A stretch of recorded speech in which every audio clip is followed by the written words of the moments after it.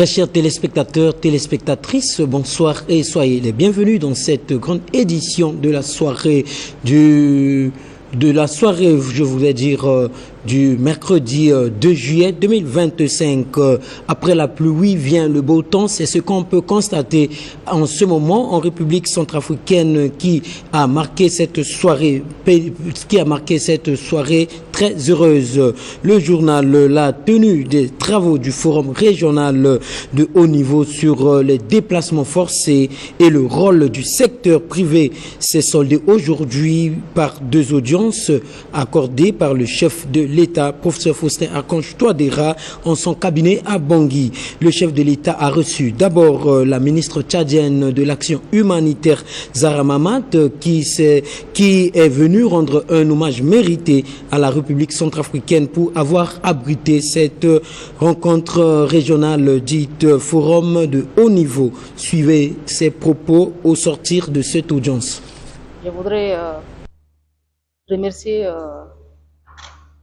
la République centrafricaine pour cette invitation afin qu'on puisse prendre part à ces forums de haut niveau consacrés aux solutions durables pour les réfugiés et avec une attention particulière portée à l'implication du secteur privé. Donc, tout de suite, le chef de l'État nous a accordé une audience durant laquelle nous avons transmis la salutation du maréchal du Tchad et du peuple tchadien. Et nous avons profité de l'occasion pour saluer cette initiative stratégique qui reste une solution pérenne pour tout ce qui est d'autonomisation des réfugiés. Comme vous le savez, notre continent traverse une situation humanitaire sans précédent et les ressources sont devenues quasiment rares, avec surtout les gels du financement américain, j'allais dire, des Américains. Maintenant, il faut des solutions africaines, durables, intégrées aussi avec nos partenaires au développement. Et je pense que cette initiative est l'une des pistes à explorer pour pouvoir vraiment promouvoir l'investissement, créer d'emplois et faciliter l'intégration économique des personnes déplacées des forces. Donc, et je pense que ceci est un modèle qu'on doit répliquer chez nous pour qu'on puisse vraiment favoriser l'intégration de tous ces réfugiés qui se trouvent aussi dans notre sol. Donc pour l'information, notre pays accueille un grand nombre de réfugiés aussi venant de tous bords, donc le Soudan, le Nigeria, le Cameroun et aussi de la Centrafrique. Donc je profite de l'occasion pour remercier une fois de plus la République centrafricaine et aussi la ministre en charge des Affaires humanitaires pour l'accueil chaleureux et aussi pour cette initiative que je trouve vraiment idéale pour ce moment. Toujours avec les récentes nouvelles de la présidence, après avoir reçu la ministre tchadienne en charge de l'action humanitaire, Zahra Mamat, c'est le tour du haut commissaire assistant du HCR, Raoul Mazou, dans un échange avec le président de la République où il a salué la particularité de ce forum qui implique désormais le secteur privé dans l'intégration socio-économique des réfugiés, notamment ceux des pays voisins. Suivez. La première chose, c'était de remercier la Centrafrique, qui est un pays qui reçoit un grand nombre de réfugiés, 60 000 réfugiés des pays voisins, en particulier du Soudan. Dans le monde actuel, ce n'est pas souvent qu'on constate que la notion d'accueil, la notion de solidarité est le maître mot, et ici on peut constater que c'est le cas. C'est la première chose. Ensuite, on a eu l'occasion de parler de l'événement d'hier, qui a été lancé par son Excellence le Président, et qui était la première fois qu'on amenait les acteurs du secteur privé pour faire partie de la réponse aux réfugiés. Et ça a été un grand succès. C'est un événement qui se poursuit aujourd'hui, et on a un certain nombre d'acteurs du secteur privé qui voient comment ils peuvent jouer un rôle important pour faire en sorte que les réfugiés ne soient pas éternellement dépendants de l'assistance humanitaire, mais qu'ils puissent devenir autosuffisants et qu'ils puissent faire partie de l'économie du pays. La dernière chose, on a bien sûr parlé du rapatriement, On a constaté qu'il y a un grand nombre de personnes déplacées internes qui sont rentrées chez elles, 400 000 personnes l'année dernière. On a aussi un mouvement de rapatriement des pays voisins qui se poursuit. Et Son Excellence le Président a insisté sur le fait qu'on travaille tous ensemble pour faire en sorte que ces mouvements puissent continuer, pour que ceux qui rentrent puissent s'intégrer dans la société, dans leur zone de retour. Et pour ça, ça nécessite un travail de l'ensemble du système des Nations Unies, parce que c'est l'ensemble du système des Nations Unies qui appuie le gouvernement centrafricain, et une étroite collaboration avec les pays voisins, que ce soit le Tchad, que ce soit le Cameroun, que ce soit le Congo-Brazzaville, le Congo-Kinshasa, le Sud-Soudan et le Soudan. L'actualité se poursuit sur la chaîne de Télé Centrafrique, la chaîne qui prône la paix et le développement, où nous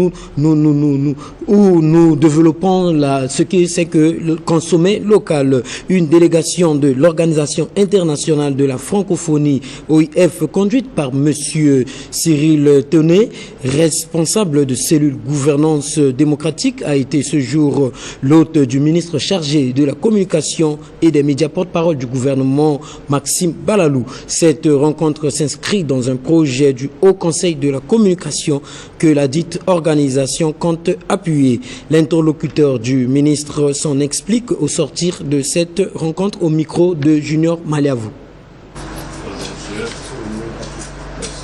En fait, c'était juste une rencontre de courtoisie parce que la mission de l'OIF est là dans le cadre d'une action d'appui à l'instance de régulation des médias, notamment le Haut Conseil de la communication.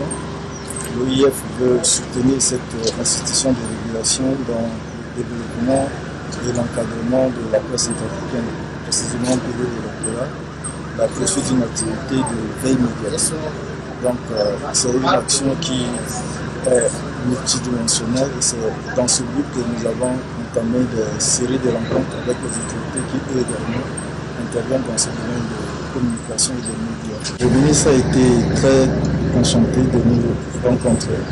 Il a présenté le défi qui se pose à l'heure actuelle, notamment le problème de la désinformation au moment du processus électoral. Et donc ça, c'est un problème qui concerne aussi bien les Centrafricains que les institutions qui interviennent dans la régulation ou bien l'organisation des élections. Le ministre également nous a fait part de sa volonté de soutenir l'action du Haut Conseil de la communication et je remercie beaucoup l'appui de l'Organisation internationale de la francophonie dans ce sens. L'OIF veut former, soutenir les médias centrafricains, les professionnels des médias dans la couverture médiatique du processus électoral de façon responsable, c'est-à-dire lutter contre les désordres informationnels, c'est-à-dire les dysfonctionnements, le message de haine et la désinformation.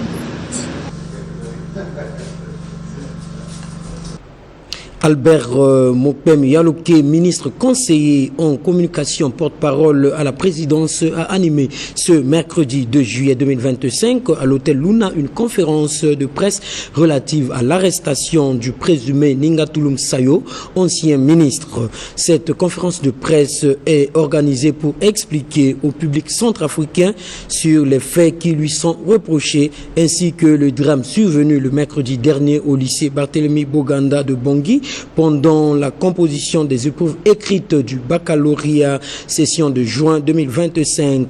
Majorine Ngongo, les Centrafricains vous écoutent.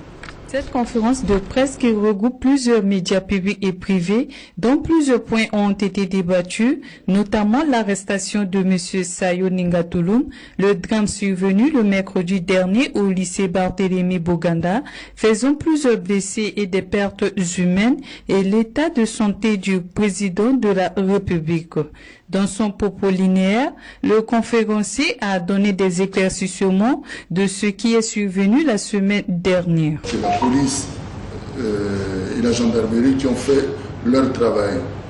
Il sera présenté, d'après les informations que j'ai, très bientôt au niveau de la justice. Et la justice considérera son dossier. S'il y a des choses qui doivent l'amener à être condamnées, je pense que la justice fera son travail.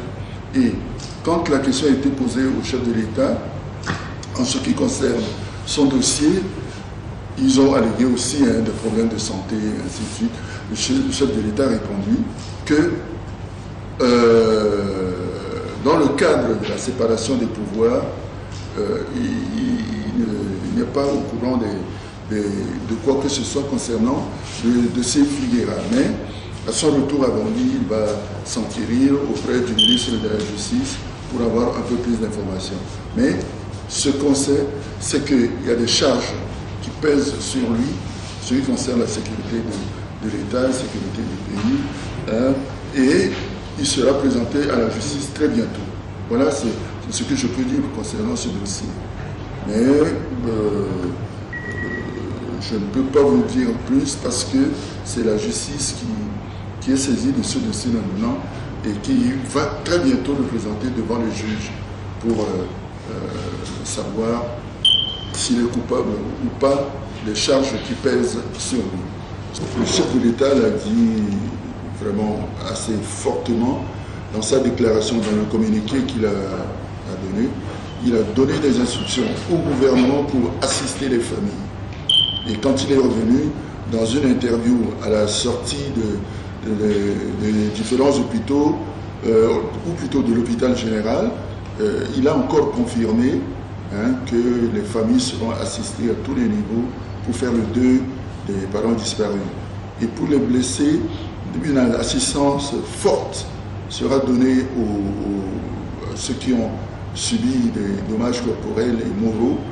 Et pour ceux qui ont des cas graves, les blessés qui ont des cas graves, il faut envisager, des instructions sont données au ministre de la Santé pour envisager leur évacuation sanitaire. Merci Majorine pour toute cette clarté. Des Centrafricains de l'étranger ont procédé ce 1er juillet à la remise de quelques consommables destinés au service des urgences et de la chirurgie au Centre national hospitalier universitaire de Bangui et à l'hôpital communautaire par l'entremise de leur point focal. Le point à travers ce reportage de Désiré Mbata Ngombe.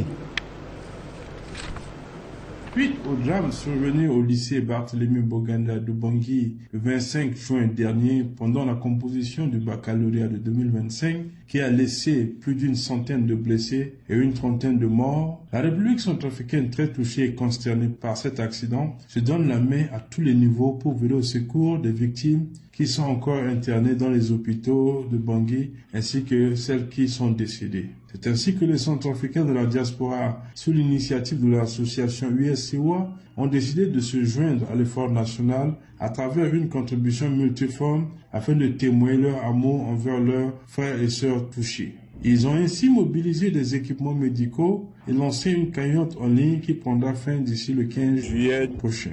La journée de ce mardi 1er juillet a permis à l'équipe du point focal sur le terrain de livrer du matériel médical au Centre national hospitalier universitaire de Bangui CNHUB, communément appelé hôpital général, et à l'hôpital communautaire. Ce don était constitué de quelques consommables pour les services des urgences et de la chirurgie. Le directeur de l'hôpital général, M. Abdelkarim Zakaria, a exprimé ses sentiments de joie en recevant ce matériel.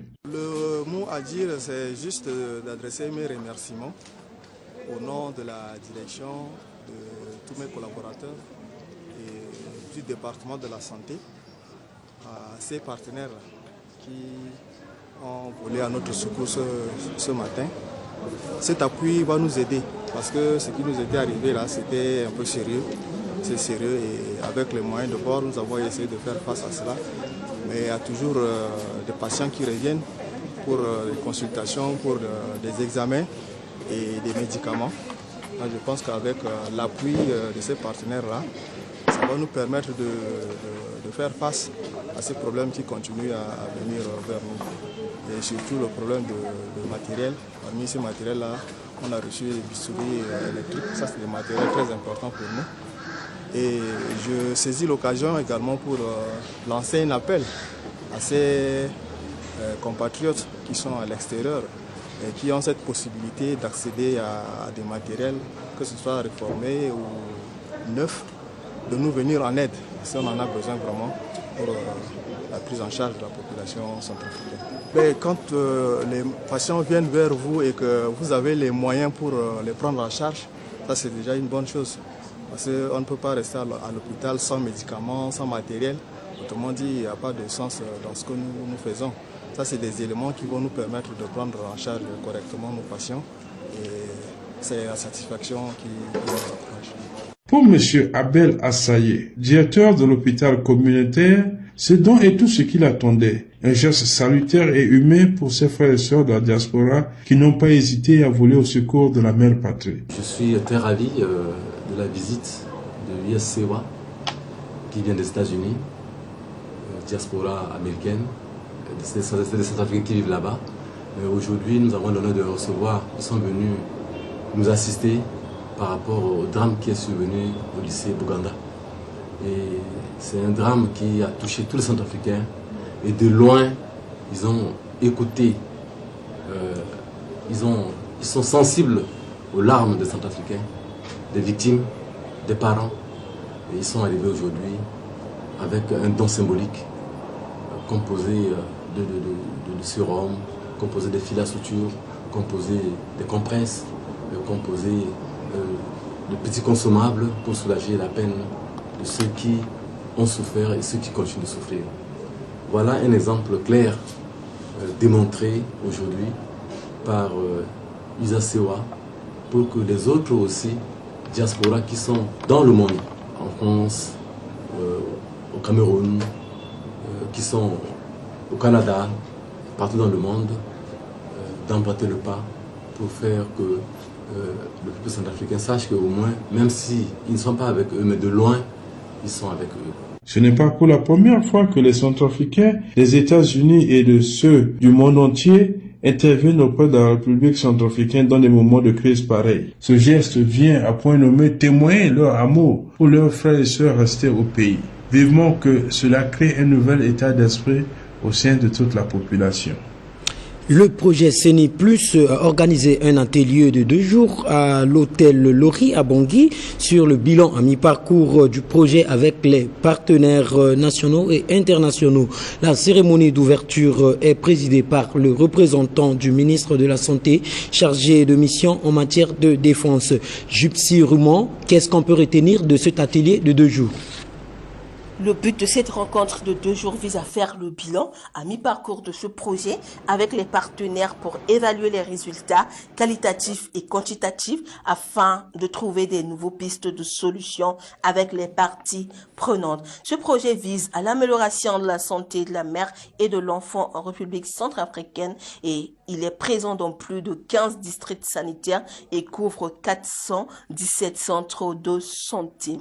La coordonnatrice nous dégage ici l'intérêt de cette assise. Aujourd'hui, on est là pour passer en revue la mise en œuvre du projet à mi-chemin et voir comment on évolue, est-ce que c'est le bon chemin, est-ce qu'il y a des choses à réajuster. Voilà l'objectif de la réunion aujourd'hui. Nous étions sur terrain à Berberati avec les partenaires pour voir comment le projet se déroule sur le terrain. Et maintenant, en salle, on va s'asseoir pour encore discuter de tout ce qui est mis en œuvre, toutes les questions que le chargé de mission a posées seront mis à profit pour réajuster le projet aux besoins. Déjà, le projet cadre bien avec tous les documents, les objectifs nationaux, mais c'est de voir est-ce que la mise en œuvre est sur le bon chemin. C'est ça l'objectif du projet de la revue à mi-parcours, c'est de voir si on est sur le droit chemin, s'il y a des choses à changer, s'il y a des choses à ajouter ou s'il y a des choses à supprimer. Pour votre gouverne, ce projet fait suite à l'instruction du chef de l'État depuis 2019 sur la gratuité des soins de la mère et de l'enfant sur toute l'étendue du territoire. Merci pour ces précisions, chers consoeurs. J'apprends à lire avec Sarah Isis est le thème d'un atelier goûter, la lecture organisée par l'association Action Solidaire que dirige Nadine Kossi hier mardi à la maison des jeunes du 4e arrondissement de Bangui à l'intention des élèves de la dite localité. Plus de précisions avec Clotilde Diane Dibert et Justin Kakodamba. Cette assise a connu la participation des élèves du 4e arrondissement de Bangui, venus de différents établissements scolaires de la classe du CI au terminal, pour s'acquérir des connaissances sur le rôle, l'importance et la technique de la lecture. Un outil qui permet d'apprendre de nouvelles choses, de se former et de développer son expression orale et écrite, a souligné la réalisatrice qui, dans son adresse, a expliqué le bienfait de la lecture dans son parcours scolaire et sa motivation. J'avais envie d'aider les jeunes de mon âge à apprendre à lire parce que c'est important pour la vie de plus tard. C'est important de lire et du coup c'est important de lire pour plus tard parce que sans la lecture je peux rien faire. Je peux pas avoir de métier, rien du tout. J'ai beaucoup apprécié, c'était super intéressant. Je suis super contente d'avoir lu ces livres avec eux et j'ai beaucoup adoré. Après la démonstration de Sarah Isis, en expliquant à ses camarades comment faire une lecture, tout le monde veut passer à l'exercice, ce qui explique leur satisfaction. J'ai apprécié, ça touche mon cœur, qu'on a bien lu. Cette période de vacances, tout le monde doit ouvrir leur cahier pour lire. Quand tu ne lis pas, tu pars en autre cas si le monsieur te pose une question.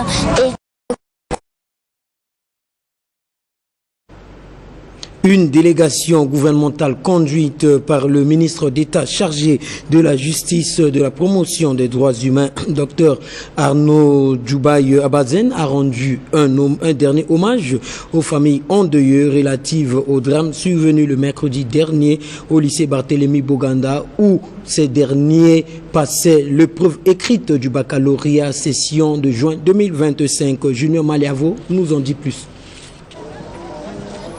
Fait aujourd'hui des cérémonies funéraires des élèves décédés lors du drame survenu le mercredi dernier au lycée Barthélemy Boganda pendant les épreuves écrites du baccalauréat session de juin 2025. Ce matin, une équipe gouvernementale divisée en 3 groupes s'est rendue dans cette famille endeuillée. Pendant le passage des membres du gouvernement dans chaque famille, ces derniers ont déposé des gerbes sur les dépouilles de ces élèves pour leur rendre un dernier hommage. Les cérémonies funéraires des 7 élèves, à savoir Bagouma de Zinga, Caleb Jefferson, élève au lycée des Martyrs au quartier Lakwanga, Bengaï Neftali, élève au lycée des Martyrs au quartier Castor, Deshi Angela, élève au lycée des Martyrs au quartier Sika, Penda Massa Benicia, Josiane, élève au lycée des Martyrs à l'église des Congo, Kapoudou Gaius, élève à Nitec Institut au quartier Katin, Isadine Jonsia Wildrina à l'église Sika 3, Zoakiri, Benicia Carole au quartier Walinga ont clôturé les cérémonies des obsèques des élèves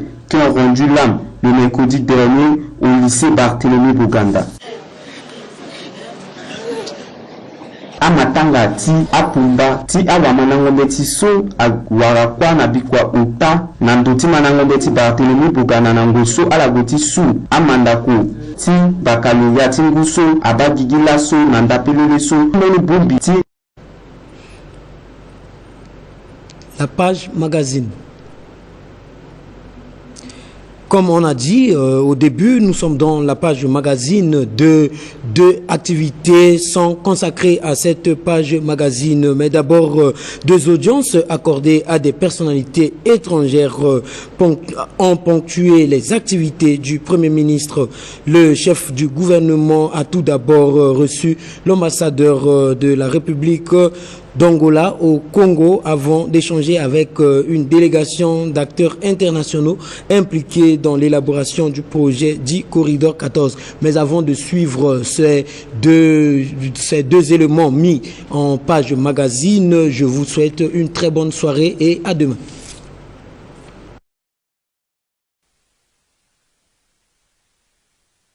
Dans la suite de la présentation des condoléances au peuple centrafricain, à la suite du drame du lycée Barthélemy Boganda, survenu le 25 juin dernier, le Premier ministre chef du gouvernement M. Félix Moloa a reçu en audience l'ambassadeur extraordinaire et plénipotentiaire de la République d'Angola près la République du Congo et non-résident en Centrafrique, son Excellence M. Vicente Mwanda. Ce dernier est venu présenter les condoléances du peuple angolais et échanger sur le renforcement des liens d'amitié entre la République centrafricaine et celle de l'Angola. Nous venons de réitérer l'engagement d'Angola pour soutenir la République centrafricaine dans la base, dans le sens de déstabilisation du pays. Nous savons les difficultés que traverse le peuple centrafricain et nous avons aussi réitéré, Monsieur le Premier ministre, la volonté de l'Angola pour renforcer la coopération économique et renforcer les relations d'amitié entre les deux peuples et les deux gouvernements. On avait aussi profité de l'opportunité que M. le Premier ministre nous a donnée de nous recevoir pour présenter des condoléances au peuple centrafricain, au gouvernement centrafricain, sur la tragédie survécue ici le 25 juin, qui a causé le décès de 29 étudiants et d'autres centaines de blessés. Donc nous regrettons au nom du gouvernement angolais de cette tragédie et nous souhaitons que les choses vont stabiliser très rapidement. Ensuite, le chef du gouvernement a eu une séance de travail avec une délégation d'acteurs internationaux impliqués dans le dossier du projet régional de facilitation de transport et du commerce sur le corridor économique Bangui-Kisangani-Bujumbura, plus précisément la construction d'un pont sur le fleuve Ubangi, projet dit Corridor 14. Cette délégation, conduite par le commissaire à l'aménagement du territoire et aux infrastructures de la Commission de la Communauté économique des États de l'Afrique centrale CEAC, Madame Marie-Thérèse Chantal Ngakono, épouse Mfula Njomo, est venue rassurer les autorités centrafricaines sur l'évolution du projet. La mission actuelle est une mission de préparation pour continuer l'instruction de ce grand projet stratégique, projet prioritaire pour non seulement au niveau des nations de l'Union africaine, mais également au niveau de l'Afrique centrale. Ce projet dont les études ont été réalisées par un consultant, la CAC avait commis ses études avec l'accompagnement de la BAD et à présent, nous sommes en train de finaliser les activités qui entreront dans la consistance de ce grand projet pour lequel nous sommes venus à Bangui et rencontrer les autorités afin de travailler donc sur toutes les recommandations qui avaient été faites pendant la mission d'identification au mois de décembre. Il s'agit de la mise en œuvre des arrangements institutionnels, la planification même qui est faite, les instruments de planification au niveau de la République centrafricaine, de même que les attentes et la construction donc, du poste de contrôle unique frontalier après le pont, puisque le pont sert d'ouvrage de franchissement pour aller de l'autre côté. Et il fallait s'arranger, tenir compte d'un consensus entre les deux États. Les experts ont commencé à le faire.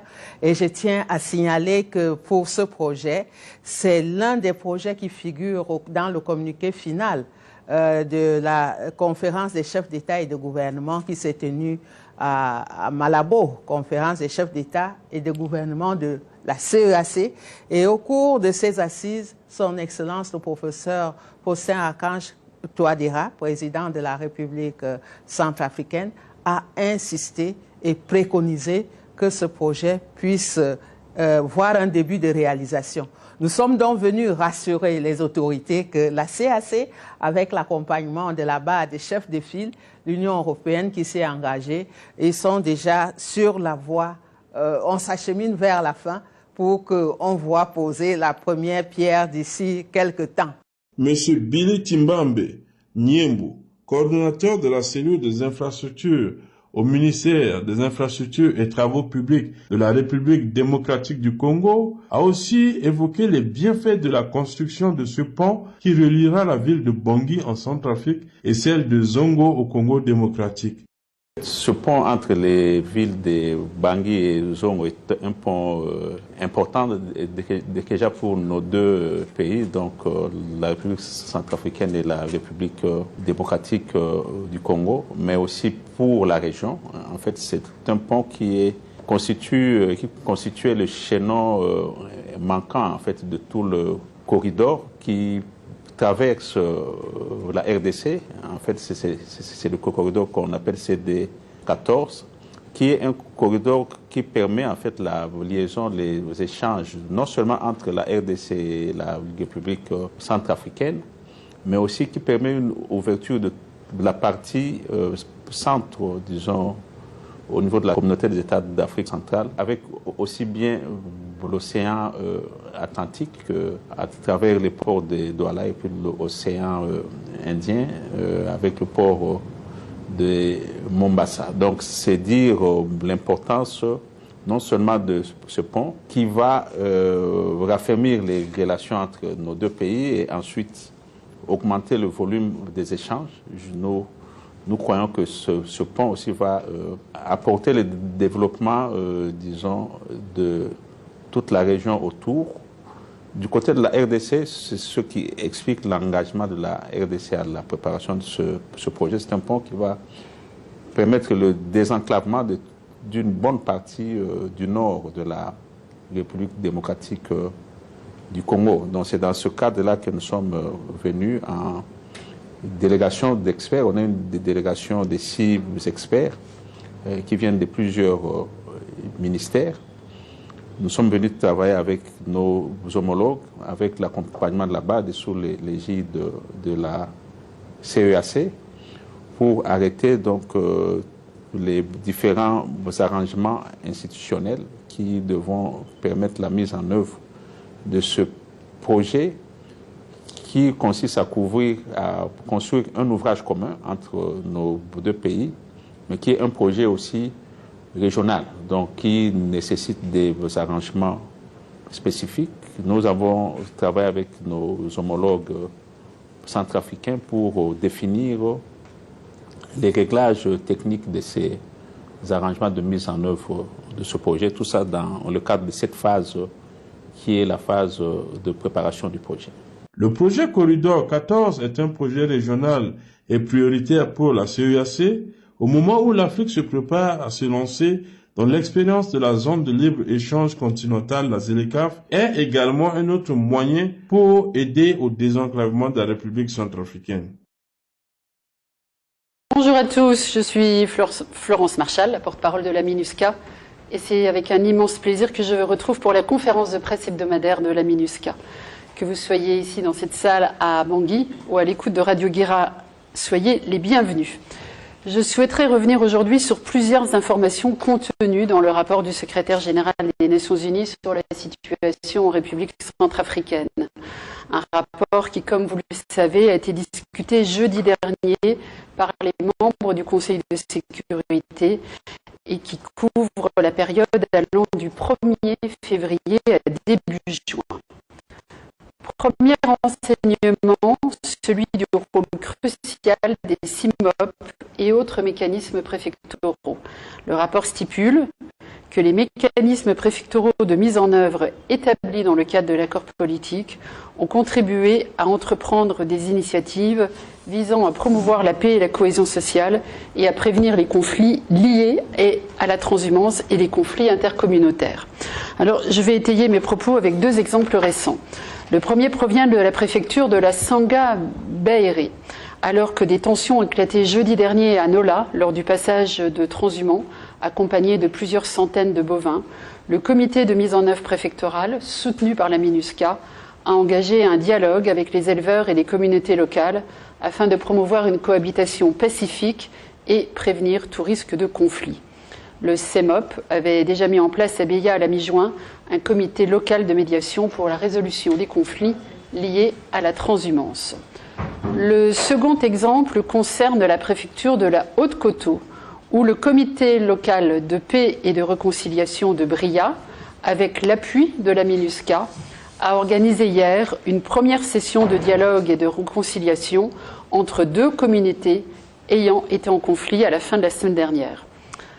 La deuxième information que j'ai relevée donc dans le rapport publié tous les 4 mois par le secrétaire général concerne les travaux d'infrastructure menés à bien par la MINUSCA pour améliorer sa mobilité sur le terrain, ce qui profite également aux forces nationales de défense et de sécurité ainsi qu'à la population centrafricaine dans son ensemble. C'est ainsi que pendant la période couverte par le rapport, donc de février à juin, 145 km de route ont été remis en état entre Bosambélé et Bossangoa, dans la préfecture de l'Ouham, que les pistes d'atterrissage de Bria, dans la Haute-Koto, de Pawa, dans la Limpende, ont été allongées, alors que la piste d'atterrissage de Boki, dans la préfecture de Ombumu, a été réhabilitée. Troisième point, celui de la coopération entre le gouvernement et la MINUSCA en matière de passation de marché avec des entreprises locales. Le rapport souligne qu'à la suite du séminaire sur les marchés publics locaux organisé par la MINUSCA et le gouvernement le 16 avril à Bangui, les deux partenaires ont sollicité l'appui de la CNUSED, qui est la Conférence des Nations Unies sur le commerce et le développement, pour accompagner le programme de facilitation des affaires de la République centrafricaine.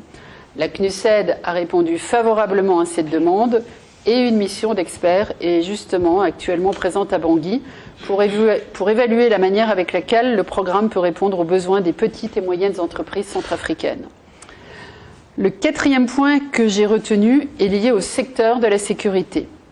Dans ses observations, le secrétaire général de l'ONU salue les efforts continus du gouvernement pour améliorer la gouvernance du secteur de la sécurité, notamment en promulguant la politique de défense nationale, ajoutant que la professionnalisation des forces de défense nationale et des sécurités intérieures reste essentielle, avant de demander que soit apporté un soutien global et durable à la réforme du secteur de la sécurité et à la gouvernance au niveau stratégique, institutionnel et opérationnel. L'appui actuellement fourni par la MINUSCA et d'autres partenaires techniques et financiers du gouvernement centrafricain à l'élaboration de la loi de programmation militaire 2026-2030 dans le cadre de la mise en œuvre de la stratégie nationale de défense illustre ce soutien. Une conférence s'est tenue lundi à Bangui afin de présenter les fondements stratégiques et financiers de cette future loi, de structurer le processus de travail à travers la mise en place de comités techniques et d'initier une concertation approfondie avec les parties prenantes nationales et internationales. Et puis enfin, le dernier point que je vais développer avec vous aujourd'hui, toujours en lien avec ce rapport, concerne la réponse de la MINUSCA face à la menace des engins explosifs. Le rapport rappelle qu'outre ses activités de sensibilisation aux risques liés aux munitions explosives, la mission a éliminé en toute sécurité 5 engins explosifs à Bangui et dans l'ouest du pays, et a formé 289 membres du personnel de défense et de sécurité nationale à l'atténuation des risques liés aux engins explosifs ainsi qu'à la gestion des armes et des munitions, et cela entre donc février et juin. Un pas a d'ailleurs été franchi jeudi dernier dans ce dernier domaine, celui de la gestion des armes, puisque le service de lutte anti-mine de la mission a remis une armurerie entièrement réhabilitée par la MINUSCA aux forces armées centrafricaines, et cela au camp Kassai, ici à Bangui. La mission a également assuré la formation des FACA à la gestion de cette armurerie. Voilà, ce que je viens de partager avec vous couvre une petite partie du rapport qui compte au total à peu près 25 pages et dans lequel sont insérés également des tableaux et des graphiques. Donc je vous invite à le parcourir attentivement. Pour les personnes ici présentes dans cette salle, vous avez reçu ce rapport vendredi dernier. Pour les personnes qui nous écoutent ou qui liront ce verbatim, sachez que ce rapport est disponible sur le site web de la MINUSCA.